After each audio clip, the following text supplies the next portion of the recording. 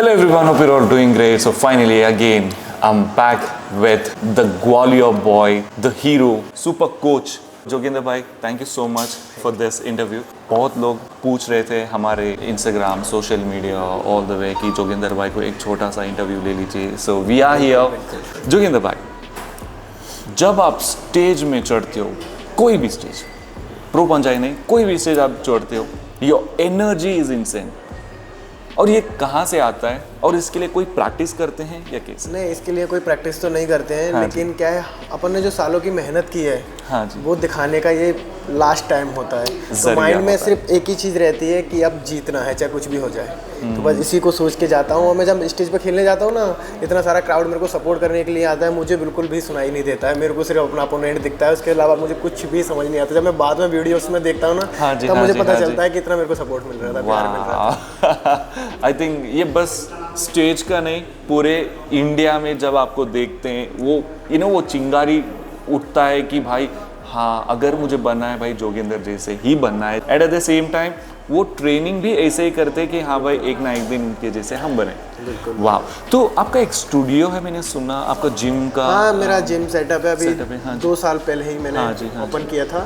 तो वहाँ पर एक जिम सेटअप भी है और उसमें प्रॉपर आर्म रेसलिंग सेटअप भी है. Arm wrestling setup. और मैंने सुना फिजियोथेरेपी भी. हाँ, आपने? मेरा फिजियोथेरेपिस्ट भी है. अच्छा. मित्र है मेरा. तो मेरे गोल्फर एल्बो इंजरी आ गई थी, तो मेरे को बहुत समस्याएं आने लगी थी. बीच में 2020 के टाइम पे इंजरी आ गई थी, तो मेरे को 1-1.5 साल हो गई, मैं पावर ही नहीं लगा पा रहा. मैं अगर डिफेंस कर रहा हूँ तो गोल्फर एल्बो पेन होने लगता है. और मुझे लगता है ओकर के लिए गोल्फर एल्बो बहुत डेंजरस होती है. पिन करने के लिए जाते हैं तो गोल्फर एल्बो. लेकिन उसने मेरे को 6-7 महीने में रिकवर किया और आज मैं बिल्कुल फिट एंड फाइट हूँ, इसलिए इतना अच्छा परफॉर्मेंस दे पा रहा हूँ. तो उसको भी थैंक यू. और आज भी मेरा जब पहले मैच के बाद इंजरी आ गई थी, तो उसी ने मेरे हाथ को इतना नॉर्मल किया. नहीं तो मेरे हाथ की वो हालत थी, मैं 4 दिन तक हाथ को मूवमेंट भी नहीं कर पाया. इतनी सॉइलिंग आ गई थी मेरे हाथ पर. This is behind the scene, जो कोई किसी को भी दिखाते नहीं. This is what a real sportsman does. Joginder भाई, कितने स्टूडेंट्स हैं इन द आर्म रेसलिंग? कितने लोगों को आप मेरे पास 100 के अराउंड. 100 के अराउंड? हाँ, मेरे पास आर्म रेसलर सिर्फ 100 के अराउंड. ओ भाई सब, आई थिंक ये एक जिम से, अभी दिल्ली था, मिजो था, नागा था, असम था, अभी ग्वालियर भी आने वाला है. ग्वालियर एमपी, मध्य प्रदेश के बाद हब बन जाएगा. Let's go. अब वीडियोस भी बनाते हैं, तो कैसे, मतलब आप रीजन बिहाइंड इट? पहले मैं बताऊं, जब जिम ओपन नहीं हुई थी तो क्या है, आर्म रेसलिंग में इतना इनकम का सोर्स नहीं था. तो लोगों ने बताया कि तुम यूट्यूब पर जाओ, वहाँ से तुम्हारा इनकम का सोर्स भी बनेगा. तो मैंने धीरे धीरे स्टार्टिंग की और मेरा मोनेटाइज भी हो गया चैनल. तो वहाँ से इनकम का सोर्स आने लगा. तो अच्छा लगने लगा, क्योंकि जब पैसा मिलने लगता है और नाम फेम भी मिलता है, जब दोनों चीज़ें मिलने लगती है ना, तो एक अच्छा मज़ा आने लगता है और उस चीज़ में इंटरेस्ट आने लगता है. तो ऐसे ही धीरे धीरे मैं वीडियोज़ बनाने लगा. और सीजन 1 में तो मैं टोटली फ्लॉप ही रहा था. अच्छा. हाँ, मैं सारे मैचेस ही हारा था, एक भी मैच नहीं जीता था. और उसके बाद फिर मेरी जिम ओपन हो गई. और जिम ओपन होने के बाद मुझे नहीं लगता कि मैंने एक दिन की भी छुट्टी की आर्म रेसलिंग के लिए. मैंने एवरीडे ट्रेनिंग की. और रिजल्ट आप लोगों के सामने है. वो सबसे बड़ी रिजल्ट तो मुझे शेरू क्लासिक में अपना परफॉर्मेंस दिया था, वो अलग ही लेवल. दीपांकर में के साथ जो आपका फाइनल हुआ था, जैसे आपने उनको कंफर्टेबली, आपको भी पता है दीपांकर में वो भी एक लेजेंड है. तो उनका होल्ड करने का स्ट्रॉन्गेस्ट हुकर वही है. तो बहुत कम लोग वो होल्ड कर पाते, but the way how you held him comfortably, that was amazing. मेरा इस सीजन में भी दीपांकर से मैच था. हाँ जी. पहला मैच मेरा त्रिदीप के साथ हुआ था और मैं काफ़ी अच्छी तैयारी पर था. काफ़ी अच्छी तैयारी पर था और मैं काफ़ी कॉन्फिडेंट था कि मैं 70 kg में इस बार बहुत अच्छा परफॉर्मेंस देने वाला हूँ. हाँ जी. अनबीटेबल जैसी मैंने तैयारी की थी. और पहले मैच में मेरा मैच त्रिदीप साहब बहुत लॉन्ग चला गया था. और लॉन्ग जाने का रीजन ये था क्योंकि यहाँ मतलब जो हुकर प्लेयर होता है, हाँ जी देखो, टॉप रोलर तो इस तरह से छुड़ा सकता है. हाँ जी. लेकिन हुकर इस तरह से नहीं छुड़ा सकता. हुकर ऐसे छुड़ाता है. हाँ जी. तो मैंने इस तरह से जब मैच लिया तो मेरे को फाउल दे दिया. और यहाँ पर रनिंग फाउल का सिस्टम चल रहा है, तो एक रीमैच दोबारा से खेलना पड़ेगा. तो मैं विनिंग होने के बाद में, तो फिर मैं बिना स्ट्रैप के त्रिदीप के साथ खेला था, जबकि वो टॉप रोलर था. और टॉप रोलर को बिना स्ट्रैप के फिंगर पावर से रोकना पड़ता. तो मेरा ये डैमेज इतना हो गया था, मतलब 6 राउंड गए थे, जबकि मैं एक भी राउंड हारा नहीं था. उसके बाद मेरे 6 राउंड हुए थे त्रिदीप के साथ. तो उस मैच को जीतने के बाद मेरे हाथ की वो हालत हो गई थी. सब मैंने वीडियो भी डाली है. उसमें मेरा हाथ इतना सॉइल हो गया था. मैं 4 दिन तक इस हाथ से खाना खाया मैंने. और मैं रिकवर नहीं था, लेकिन मेरे हाथ की सॉइलिंग चली गई, सब कुछ हो गया, नॉर्मल हो गया. तो मैं मेरे मैचेस काफ़ी थे, 5 को मैच था, फिर मेरा 8 को भी था, 12 को था, 16 को था, 18 का था। तो मेरे को सारे मैच ड्रॉप आउट करने पड़े। अब 18 का मैच मैंने इसलिए खेला क्योंकि अपन ने देखो इतनी तैयारी की है, तो एक मैच के लिए तो नहीं की है, और मेरे को कंफर्टेबल लगने लगा था कि मैं रिकवर हो चुका हूँ। बट जब मैं टेबल पर गया, जब मैंने ग्रिपिंग ली, तो मैं अपनी ग्रिपिंग ले ही नहीं पा रहा था।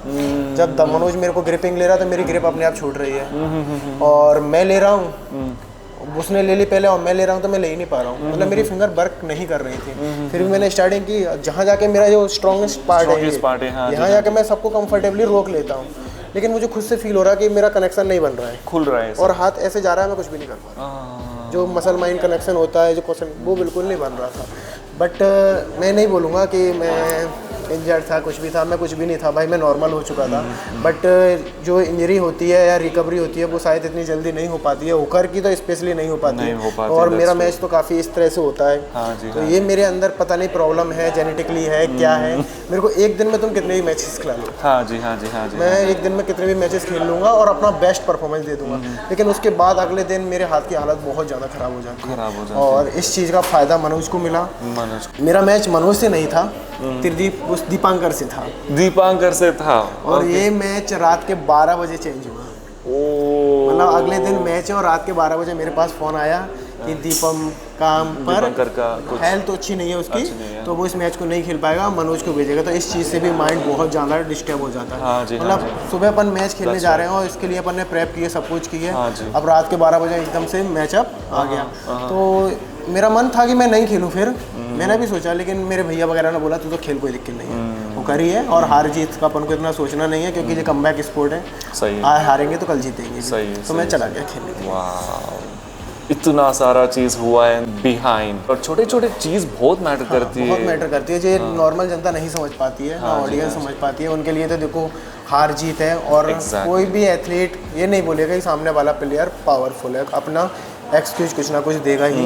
बट इस चीज़ को मैं साबित करूंगा बहुत जल्दी। हाँ जी, ज़रूर, बहुत जल्दी साबित करूंगा, और मैं मनोज के साथ बहुत जल्दी एक सुपर मैच करूंगा। वहाँ मेरे को कंफर्टेबली हो जाएगा। अगर वहाँ मेरे को हरा देता है तो वो चैंपियन है, स्ट्रॉन्ग है। नहीं तो मैं अपना कमबैक करके दिखाऊंगा। लेट्स गो मनोज भाई, रीमैच।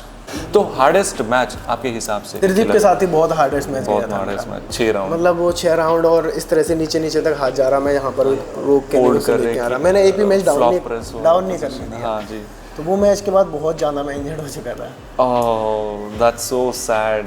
जब खेलते हैं ना, तो उसमें टॉप रोलर का आपने देखा होगा, या तो इधर की तरफ इजीली जाएगा या इधर की तरफ। लेकिन जो होकर होते हैं वो अपने लास्ट टाइम तक कोशिश करते हैं, उनकी रिस्ट भी फ्लॉप हो जाती है ना, उसके बाद भी वो अपनी पूरी पावर लगाते हैं इस तरह से भी। इसलिए होकर ज़्यादा डैमेज होते हैं टॉप रोल के। सही है, सही है, सही है। One sentence about PPL event. ये प्रवीण सर और प्रीति मैम है जिनकी वजह से सब पॉसिबल हो पा रहा है। और आई थिंक आर्म रेसलिंग को कोई भी नहीं जानता था ऐसे। अगर 3, 4, 5 साल पहले चले जाए ना, अगर हम खेलने जाते थे ना, तो ड्रेस वगैरह के साथ जाते थे, तो लोग ट्रेन में पूछते थे भाई कहाँ जा रहे हो, हम आर्म रेसलिंग, ये क्या होता है, अरे पंजा पंजा, अच्छा ये भी कोई स्पोर्ट्स होता है। हाँ जी, इस तरह के क्वेश्चन होते थे। लेकिन आज प्रो पंजा को पूरा हिंदुस्तान जान रहा है और वर्ल्ड भी जान रहा है, और एक जो वैल्यू रिस्पेक्ट जो मिलती है ना भाई, वो मिलना स्टार्ट हो चुकी है। और ये सब पॉसिबल हो रहा है सिर्फ और सिर्फ प्रो पंजा की वजह से। आज प्रो पंजा ने बहुत बड़ा प्लेटफॉर्म दे दिया। आई थिंक मुझे लगता है कि इंडिया के टॉप गेमों में आ चुका है। IPL, प्रो कबड्डी के बाद शायद मेरे हिसाब से प्रो पंजा लीग आ चुका है इंडिया के अंदर। और आपको क्या लगता है और 2-3 साल में प्रो कबड्डी को बीट करेगा? 110% बीट करेगा, क्योंकि जो क्रेज आर्म रेसलिंग का चल रहा है वो बहुत नेक्स्ट लेवल है। और कमबैक भी देख रहे होगे आप, कितना तगड़ा हो रहा है। पहले आर्म रेसलिंग में प्लेयर 10-10 साल तक चैंपियन बना रहता था, 5-5 साल तक चैंपियन बना, अनबीटेबल, उसको कोई हरा नहीं पा रहा। लेकिन आप देखो सीजन 2 के बन के बाद सीजन 2 में बस 2 साल के अंदर जो चैंपियन थे उनको नए नए लड़के बीट कर रहे हैं, और नए नए निकल के आ रहे हैं। कोई भी किसी का कंफर्म नहीं बचा है, प्रिडिक्शन नहीं कर पा रहे कि भाई क्या होने वाला है। हर किसी का यही मानना है कि भाई जो सोच रहे हैं उसका एकदम उल्टा ही हो रहा है, और ये होना चाहिए। इससे गेम में इम्प्रूवमेंट बढ़ता है। इन चीज़ों का फायदा मुझे खुद से भी मिला है। क्योंकि जब अपन एक एथलीट रहते हैं ना, तो अपने माइंड में जो चीज़ें आती हैं अपन वही ट्रेंड करते हैं। जब अपने स्टूडेंट आ जाते हैं तो बहुत रॉन्ग क्वेश्चंस करते हैं, घुमा के क्वेश्चंस करते हैं। तो इन चीज़ों को जब बताते हैं ना, तो खुद की भी नॉलेज डेवलप होती है, और धीरे धीरे एक नई चीज़ें सीखने के लिए मिलती है। जब अपने पास क्वेश्चंस आते हैं ना बार बार अलग अलग तरीके के, हर किसी का माइंड अलग होता है। तो इस चीज़ का बेनिफिट मुझे यहाँ मिल रहा है, स्टूडेंट का भी फायदा मिल रहा है और उन्हें मेरा मिल रहा है। तो सबका साथ साथ चल के चलेंगे ना तो भाई सबको फायदा मिलेगा। ऐसा नहीं है कि तुम अकेले सोचो कि हम अकेले आगे निकल जाएं, वो नहीं निकल पाओगे। और आज नहीं तो कल आपको नीचे आना ही पड़ेगा, और जो अपने जो स्टूडेंट है इनको ऊपर जाना ही पड़ेगा। तो इसलिए सबको साथ लेके चलो भाई। ये आगे जाएंगे तो अपन भी आगे जाएंगे। यस, तो इट्स ऑल अबाउट जनरेशंस। जैसे हमारे सीनियर्स थे, आज वो अभी हमें हम आ रहे हैं। अपॉर्चुनिटी दे रहे और हम बाद में हमारे जूनियर्स को दे रहे हैं। This is what it is. One message to your supporters, your followers and your friends. सबसे पहले तो मैं थैंक्स बोलूँगा अपने पापा को, अपने बड़े भैया और अपने गुरु कुलदीप सिंह यादव को, जिनकी वजह से आज मैं यहाँ हूँ। इन्होंने मुझे हमेशा अनबिलीवेबल सपोर्ट दिया है, जिसकी वजह से मैं यहाँ हूँ। नहीं तो आई थिंक आज मैं यहाँ नहीं होता, मैं भी कहीं बैठ के तालियां बजा रहा होता। वो बहुत तगड़ा सपोर्ट था, जिसकी वजह से आज मैं यहाँ हूँ। 2 सालों में मुझे इतना ट्रेंड किया है, इन लोगों ने इतना ट्रेंड किया है कि मैं आज यहाँ एक टॉप प्लेयरों की लिस्ट में भी आने लगा, और आप इंटरव्यू भी ले रहे हो, तो ये एक अच्छी चीज़ है कि मैं सक्सेस हो रहा हूँ। हाँ जी, हाँ जी। और मैं अपनी जनता को यही बोलूँगा, मुझे इतना सारा तुम प्यार दे रहे हो, ये अनबीटेबल था। क्योंकि प्रो पंजाब में मुझे नहीं लगता कि इतना प्यार किसी को मिला है जितना मुझे मिला है। So thank you so much सभी को इतना सारा प्यार और सपोर्ट देने के लिए, और ये प्यार मैं कभी नहीं भूलूंगा। और नेक्स्ट ईयर इसको मैं साबित करके दिखाऊंगा। आज जो मैंने आपको दुखी किया था लास्ट मैच में, वो अब आगे से बहुत कम होगा। और ये ग्वालियर में हिंदी चलता है? हाँ, हिंदी चलता है। अच्छा, हिंदी चलता है। Okay, alright, thank you so much Joginder भाई। Thank you.